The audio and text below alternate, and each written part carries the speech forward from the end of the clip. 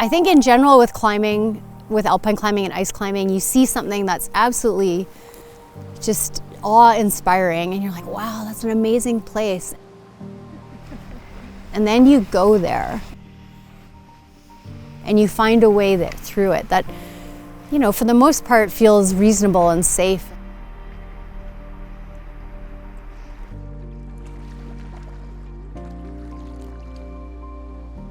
I'm a really passionate climber. Like, I love all forms of climbing, and that's where I feel most in the flow in my body. That's what gets me, that's my drug of choice.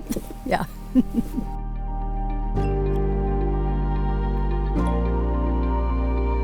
I feel really lucky to have such a great relationship with my mom, and she's my biggest fan, embarrassingly at times.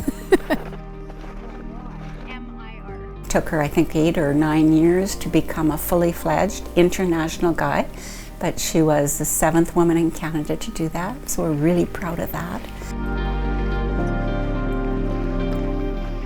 I think so few women choose guiding as a career path because they're wise.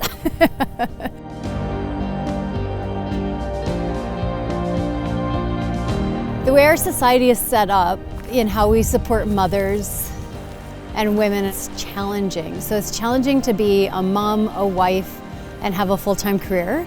And then to have that full-time career be mountain guiding. It doesn't give us any time for relationships, which I think for women just intuitively value relationships.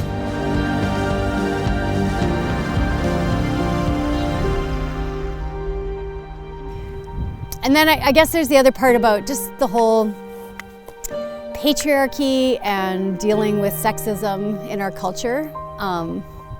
Like, I'm in nursing now because part of me was like, I think I just don't want to deal with sexism that much anymore. I think I want to be surrounded by women. I mean, there's lots of reasons why I've chosen nursing right now, but sometimes it's nice not to have to always be fighting to be equal. So. The chassis crack? Good.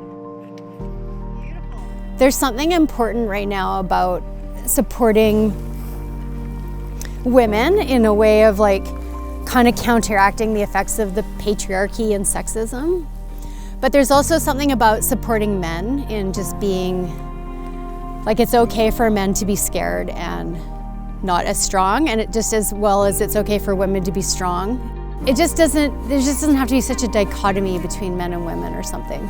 And but on the other hand, there are differences, so it's also honoring our differences. There's something in that, and honoring that you can be soft. Like, there's a quote for me from being in Scotland about what's the thing that, something like, what do you dislike most about yourself? And it's like being soft.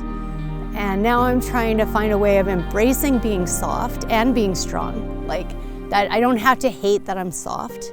And so I don't know what I'm trying to say there, but I just want to welcome all bodies into climbing, soft and strong ones, and anyone who loves adventure and pushing themselves. So.